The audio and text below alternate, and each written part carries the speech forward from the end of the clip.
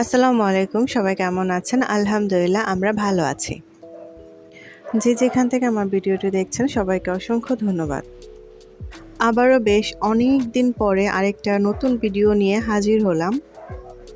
আমার বারান্দায় ফোটা পাখির বাচ্চাগুলোর মধ্যে ২ টা পাখি আ বড় হয়ে উড়ে চলে গেছে। আর এই ৩ নাম্বার বাচ্চাটা কেন জানি বাসায় থাকতে পারছে না, বারবার পড়ে যাচ্ছে। তো আমি যেদিন আসবো ময়মনসিং এর আগের দিন এরকম অবস্থা হয়েছিল। তো আমি ওকে আ অল্প কিছু খাইয়ে রেখে এসেছিলাম। বাট পরবর্তীতে আমি শুনতে পারি যে বাচ্চাটা মারা গেছে। আমার খুবই খারাপ লেগেছিল বাচ্চাটা মারা গেছে শুনে। আমার সবসময় ময়মনসিং আসার আগে ২-৩ দিন পড়া হয় না। ময়মনসিং এসে আবার ২-৩ দিন পড়া হয় না। তো এগুলোর মধ্যে দেখা যায় ৪-৫ দিনের একটা গ্যাপ পড়ে যায়। তো আমি যেহেতু এসেছি ঈদের আগে, তো এরকম গ্যাপ পড়ে গেছে। তারপর ঈদের আগের দিন চলে গিয়েছি শ্বশুরবাড়ি। তো ময়মনসিং এসে এবার খুব পরিমাণে চেষ্টা করছিলাম পড়াশোনা করার। মোটামুটি ৩-৪ দিন আমি ফজরের নামাজের পর আলহামদুলিল্লাহ ভালোই পড়াশোনা করতে পারছিলাম। কিন্তু আসলে আমাদের ভাগ্যে যে কি আছে সেটা একমাত্র আল্লাহই জানে। তো আর মাত্র ১০ দিন আছে পরীক্ষার। তো আপনাদের প্রিপারেশন কেমন অবশ্যই জানাবেন।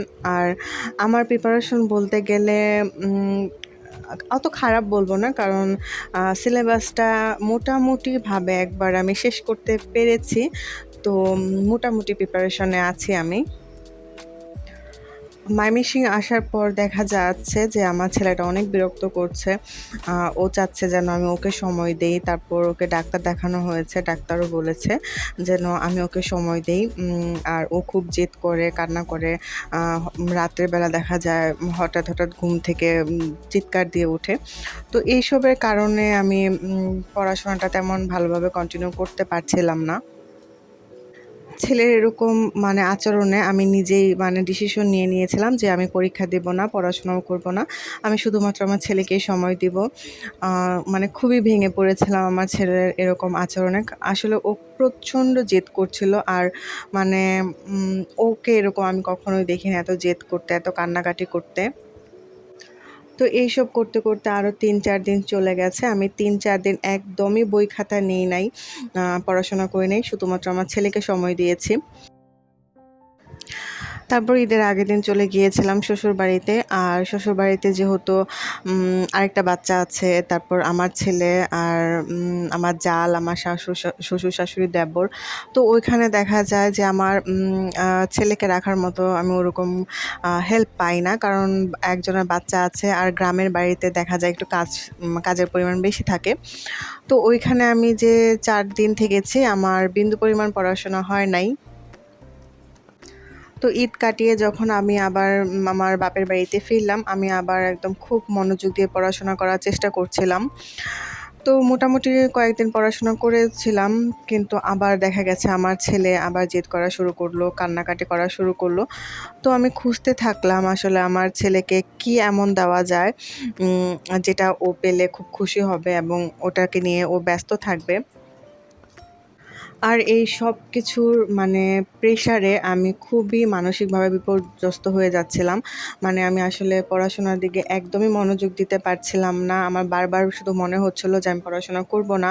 আমার ছেলের ক্ষতি হয়ে যাচ্ছে। আমার ছেলে হয়তোবা আমার কারণে তার ভবিষ্যৎ নষ্ট হয়ে যাচ্ছে। এসব অনেক ধরনের চিন্তাভাবনা এসে আসলে আমি কয়েকদিন খুবই মানসিক প্রেশারে ছিলাম। তো অল্প করে এই এত কিছুর পরও আমি আমার সিলেবাসটা মোটামুটিভাবে কমপ্লিট করতে পেরেছি। তো এখন যে ১০ দিন সময় আছে আমি একটু বেছে পড়বো। খুব রিস্ক নিয়েই পড়াশোনা করব।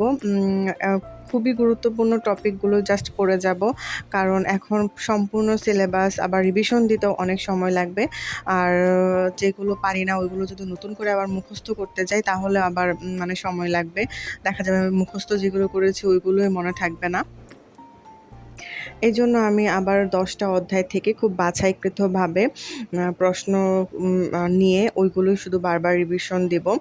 আর সবথেকে বড় কথা, আমি বারবার একটা কথা আপনাদেরকে বলি এবং নিজেও সেটা খুব ভালোভাবে মাথায় গেঁথে নেব যে সবগুলো প্রশ্নের আনসার করে আসব, কারণ আনসার না করলে তো নাম্বার পাবো না। তো সবগুলো প্রশ্নের আনসার করে আসতে হবে, আর এমনভাবে লিখতে হবে যেন একটা প্রশ্ন অনেক বড়, আরেকটা প্রশ্ন লেখার সময়ই পেলাম না, এমন করা যাবে না। আর আমার ছেলের সবথেকে বিরক্তকর যে জিনিসটা আমার লেগেছে, ও রাত্রে একদম ১টা ২টা বাজিয়ে দিত, ঘুমাতে চাইতো না। তো ও যদি ১টা ২টা বাজিয়ে দেয়, ঘুমাতে চায় না, তাহলে আমি সকালে উঠতে পারবো না। আর সকাল টাইমটাই আমি মূলত পড়ার জন্য ভালোভাবে পাচ্ছিলাম। আর এখন রাতটা হয়ে গেছে অনেক ছোট, ৭টার পর কীভাবে ৮টা ৯টা বেজে যায় আমি বুঝতেই পারি না। তো আমি সকালটাই টার্গেট করতাম যে পড়াশোনা করব, কিন্তু ৫-৬ দিন ১০-১২ দিন আমি এরকম চলে গেছে যে আমি সকালে একটুও পড়তে পারিনি। সারাদিনে হয়তোবা ১টা কি ২টা প্রশ্ন রিভাইজ করতে পেরেছি, কোনো প্রশ্ন মুখস্থও করতে পারি নাই। তো ওই যে বলছিলাম যে আমি চিন্তা করছিলাম আমার ছেলেকে এমন কি দেওয়া যায় যে ও একটু ব্যস্ত থাকবে এবং ওর মাইন্ড ফ্রেশ হবে।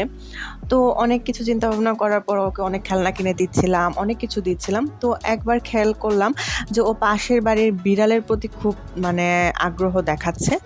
তো আমিও খুঁজে টুজে ওর জন্য একটা বিড়াল নিয়ে আসলাম। তো আসলে আমি খুব অদ্ভুতভাবে দেখলাম, আলহামদুলিল্লাহ বিড়ালটা আনার পর আমার ছেলেটা একটু আমার থেকে মানে আগ্রহটা কম দেখাচ্ছে আমার দিক থেকে। ও বিড়ালটাকে নিয়ে খেলছে, ও ওর মতো মোটামুটিভাবে একটু ঠিক হয়ে যাচ্ছে। তো আমি ভালোই বলছিলাম যে আচ্ছা ঠিক আছে, বিড়ালটা এনেছি আলহামদুলিল্লাহ ভালো। কিন্তু এর মাঝখানে ২টা সমস্যা হয়েছে। আমার ছেলে বিড়ালটাকে সারাদিন খেলাধুলা করতে চায়, বিড়ালটাকে ঘুমাতে দিতে চায় না, খাইতে দিতে চায় না, হাগু করতে দিতে চায় না, কিচ্ছু না। তো আবার আরেকটা সমস্যা হয়ে গেছে, আমি বিড়ালটা ৩-৪ দিন আনার পর ৩-৪ দিন পরে তার পেট খারাপ হয়ে গেছে। তো এখন বিড়ালটাকে আটকে রাখা লাগছে। কিন্তু আলহামদুলিল্লাহ আমার ছেলের যে সমস্যাগুলো ছিল, যে ও জেদ করতো, আমাকে অনেক ডিস্টার্ব করতো, এগুলো এখন তো অনেক ঝামেলার মাঝখান দিয়েও আমি পড়াশোনাটা কন্টিনিউ করার চেষ্টা করছি। তো সবাই দোয়া করবেন আমার যেন একটা ভালো ফল চলে আসে। আসলে এরকম পরিস্থিতিতে আমি কখনোই পড়িনি। আমি খুবই মানসিকভাবে বিপর্যস্ত হয়ে আছি। তো সবার জন্য অনেক অনেক শুভকামনা। আমার জন্য দোয়া করবেন, আমার ছেলের জন্য দোয়া করবেন। তো আপনাদের সবার সুস্বাস্থ্য কামনা করে আজকে আমি এখান থেকেই বিদায় জানাচ্ছি। আসসালামু আলাইকুম। আল্লাহ হাফেজ।